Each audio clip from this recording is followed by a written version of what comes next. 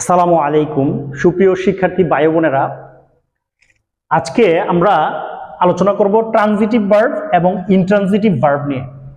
Transitive verb কি? যেই ভার্বের অবজেক্ট থাকে তাকে আমরা জানি ট্রানজিটিভ ভার্ব। আর অবজেক্ট কিভাবে পাওয়া যায়? কি বা কাকে দ্বারা প্রশ্ন করলে আমরা অবজেক্ট পেয়ে থাকি। আসলে সাবজেক্ট পাওয়া যায় কে বা কারা দিয়ে প্রশ্ন করলে, আর অবজেক্ট পাওয়া যায় কি বা কাকে দিয়ে প্রশ্ন করলে। তো ইন্ট্রানজিটিভ ভার্ব কি? যেখানে অবজেক্ট না থাকে না। তো এখন যেরকম আই ইট রাইস, আমি কি খাই? রাইস খাই। যে কি বা কাকে দিয়ে প্রশ্ন করছি, তাহলে আমি অবজেক্ট পাইলাম, এর জন্য এটা ট্রানজিটিভ ভার্ব।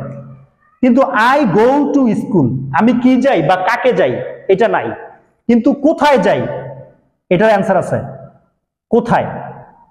আমরা জানি কোথায়, কখন, কিভাবে, এগুলো দিয়ে প্রশ্নগুলো উত্তর পেলে আমরা জানি এটা হয় অ্যাডভার্ব। তাহলে টু স্কুল এখানে অবজেক্ট না, এখানে অ্যাডভার্বের কাজ করছে। তাহলে অবজেক্ট পাওয়া গেলে ট্রানজিটিভ ভার্ব, না পাওয়া গেলে ইনট্রানজিটিভ ভার্ব। আচ্ছা, আর যে বাক্যের অবজেক্ট নাই ওই বাক্যের কিন্তু প্যাসিভ হয় না। কিন্তু আরেকটা জিনিস দেখা যাক, হি র্যান স্লোলি, সে কিভাবে দৌড়িয়েছিল? স্লোলি। তাহলে এখানে অবজেক্ট নাই, স্লোলি আমরা জানি অ্যাডভার্ব।